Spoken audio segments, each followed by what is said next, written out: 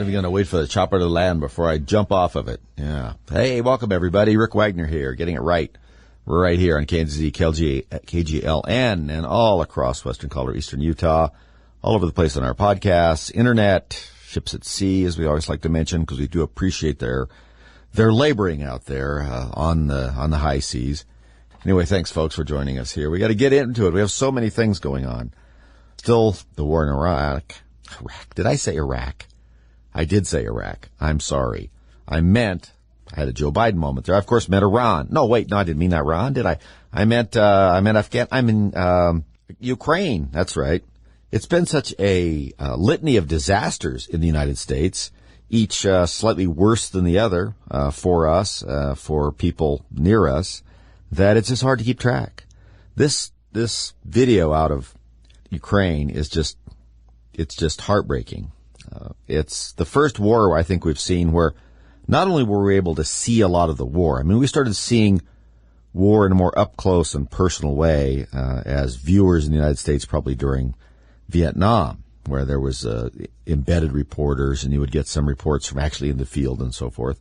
We'd obviously get some newsreels. We didn't, but I mean, some of you may have saw the newsreels from World War II, things like that. And then, of course, there was a lot of great reporting that came out of World War II. Some of the embedded real war journalists at the time had a lot to say. But this is the first time where we've really seen ordinary people posting videos, speaking directly to the United States or people across the world about what's going on. And it really drives home the human cost. It's not anything new, unfortunately. I mean, this sort of collateral damage, if you want to call it that. It makes it sound so sterile. All the civilians that are caught up in wartime, and frankly, this myth that seems to be fascinating to our media, which makes me worry a little bit more about their complete misunderstanding of war, is that many times civilian populations are targeted to destroy the will of the enemy to resist. Not a pretty way to do business, but it's been done since, I don't know, probably as long as people have been fighting, which is pretty much as long as they've been around. We would prefer it wasn't done that way, but this idea that our modern media today has is you're supposed to, I guess, go to some sort of field, perhaps marked off with, yard markers and things like that, and that's you're supposed to engage in some kind of combat out there, and it doesn't affect anyone else is ridiculous, sad, and way too revealing about their lack of knowledge about what they're talking about. I'll tell you, as you look across the cable news especially, you see more sad, ridiculous ideas and grasps of the realities of warfare than you can imagine. And it begins to drive home to you a better understanding of why these people don't get anything.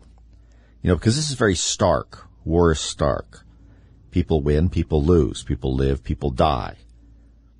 And it really underlines situations where you understand that some people, they don't get anything. No wonder they don't get energy policy. No wonder they don't get, the inflation. They don't even get something as stark as this. They think that maybe if they howl enough, what perhaps the World Court in The Hague will listen. The Hague. I think Hague is better than The Hague. I like that better. Will issue some sort of injunction. It seems to be what they're trying to do. Well, this has to be stopped. It's against international law. Let me tell you a little secret about international law. There's no such thing as international law. There are international agreements, there are treaties, and those only stay in effect so long as the sides see them either as mutually beneficial or they're afraid of one another. Any other reason, there is no law in international relations. There are just rules that people have established between themselves, and those rules will stay in place so long as it is advantageous for the parties to engage in them. And that's it. They will not do anything else. There is no law. There is no world court that means anything. We're only one of the few idiots that think there's a world court and we should go to and listen to them. No, that's a political body, much less a court. These are matters of power. That's right. We hear that all the time in the United States, that you would think that everything ran on power, right? I mean, that's the whole idea of critical race theory and white supremacy and privilege and everything is people are in positions of power. They don't even know it. I mean, they don't understand their privilege. Yeah, that's ridiculous. This is real power. This is what power is. Two powerful forces, Ukrainian forces, Russian forces, whatever the case may be, contending for superiority. That's power. And the person who projects it most effectively, cleverly in some instances, wins. And this is the other thing our media doesn't understand. Winning in a situation like that means winning. Doing what you want. That's why it's so incredibly important that people like the Ukrainians don't completely fall, because there's not going to be some sort of appeal later on like, we took this and we haven't got the injunctive relief against Putin so that he can't. No, that's not going to be the way it is. This whole country has unconditional surrender. They're going to do what they want. Now they're going to dress it up as best they can. I mean, they don't want to look bad to people within certain reason, certain parameters. They do what they want. Our media doesn't understand that. We are completely bereft of any kind of significant amount of our reporting parties that understand warfare or the consequences of it. And I think it does us all a disservice. Luckily, most people listening to this show are familiar enough, have read enough, and understand enough, and are grounded in basic common sense enough to know what's going on and don't have to really listen to these half-wits discuss what's going on and redo it. If I see Brett Baer on Fox News once more yapping away about something he clearly doesn't know anything about, pointing to that ridiculous map they have and waving his arms around and pointing here and pointing there, it's embarrassing.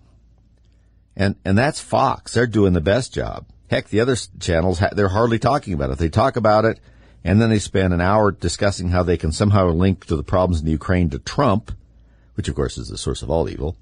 And you don't even get an idea what's going on. And they show a bunch of terrible videos and don't really give them any context. And the idea that we're financing this war, which we are, at least to a significant amount, we're continuing to buy oil from him. I watched that animated carcass get up there at the State of the Union and go on and on about he misjudged and this and that. I don't know how much chemicals it took to get him to stand there and speak for that amount of time, but it was wasted. We're talking tough. What are we doing? We're going after some oligarchs' bank account or their yachts. We're leaving most of everything untouched.